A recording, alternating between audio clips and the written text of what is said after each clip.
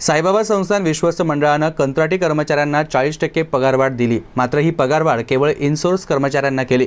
आउटसोर्सचे अनेक कर्मचारी यामुळे वंचित राहिल्यानं कर्मचाऱ्यांमध्ये असंतोष पसरलाय।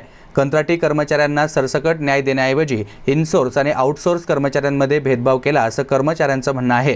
या सर्व कर्मचाऱ्यांची खासदार सदाशिव लोखंडे यांच्या समवेत बैठक झाली। यावेळी भाजपचे नेते राजेंद्र गोंदकर आणि कर्मचारी प्रतिनिधी तथा महिला उपस्थित होत्या। समान काम समान वेतन या निर्णयाप्रमाणे सर्वांना न्याय मिळावा यासाठी प्रयत्नशील असल्याचं सांगत खासदार लोखंडेंनी कर्मचाऱ्यांना पाठिंबा व्यक्त केला। याप्रसंगी कर्मचाऱ्यांनी माजी खासदार तथा विश्वस्त भाऊसाहेब वागचौरे यांच्या बंगल्यावर मोर्चा नेण्याचं ठरवलं। याप्रसंगी शिर्डी लोकसभा मतदारसंघाचे खासदार सदाशिव लोखंडेंनी आपली भूमिका मांडली, तर राजेंद्र गोंदकर यांनीही याविषयी आपली प्रतिक्रिया व्यक्त केली।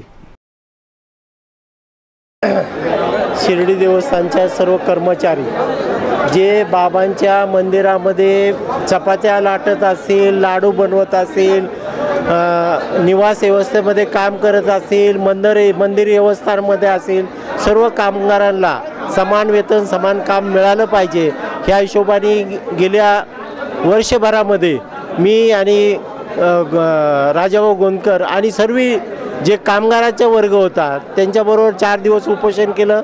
मुख्यमंत्री महोदयांच्या बंगल्यावर आम्ही मोर्चा नेण्याचा विषय केला। यांकडे मीटिंग झाली, सर्वांना न्याय मिळेल भूमिका राहिली।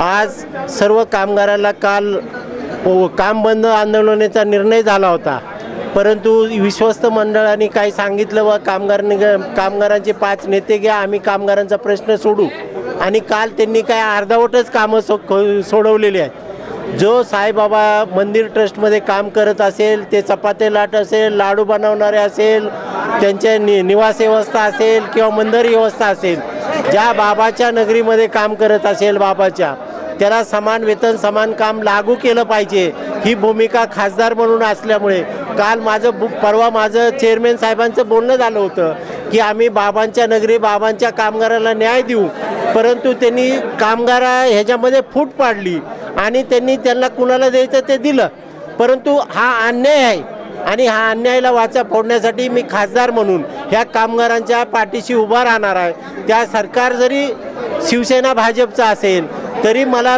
ह्या लोकांनी मतं दिलेली आहेत, पण बाबांच्या नगरीमध्ये बाबांच्या ह्याला भक्ताला अडचण होऊ नये म्हणून मी त्यांना देखील सांगितलं की कामगारांचा प्रश्न एकोप्याने सोडा आणि कामगार म्हणतील त्या हिशोबाने सोडा। आणि चेअरमॅन साहेबांनी देखील सांगितलं होतं मी कामगारांच्या बाजूने उभा आहे, परंतु ती सकाळच्या बातम्या आल्या इनसोर्स आणि आउटसोर्स। आता तिसरी एक बातमी आली की लाडू आणि चपाती कामगार असेल किंवा हॉस्पिटलमध्ये ब्रदर असेल त्यांना देखील न्याय नाही।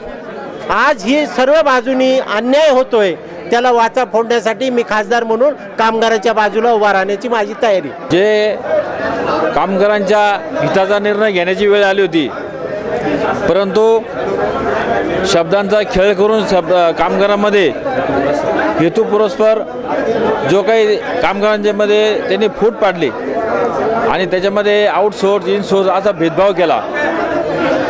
त्यामुळं आम्ही या सगळ्या गोष्टीचा संपूर्ण विचार करून की लोखंडे साहेब, अशोक पवार, किरण बोर्डे, जे काही आमचे शिर्डीतले सर्व कार्यकर्ते या सर्व कामगारांच्या पाठीशी आम्ही उभे राहणार आहोत आणि सगळ्या कामगारांना न्याय मिळाला पाहिजे अशी आमची भूमिका राहणार आहे।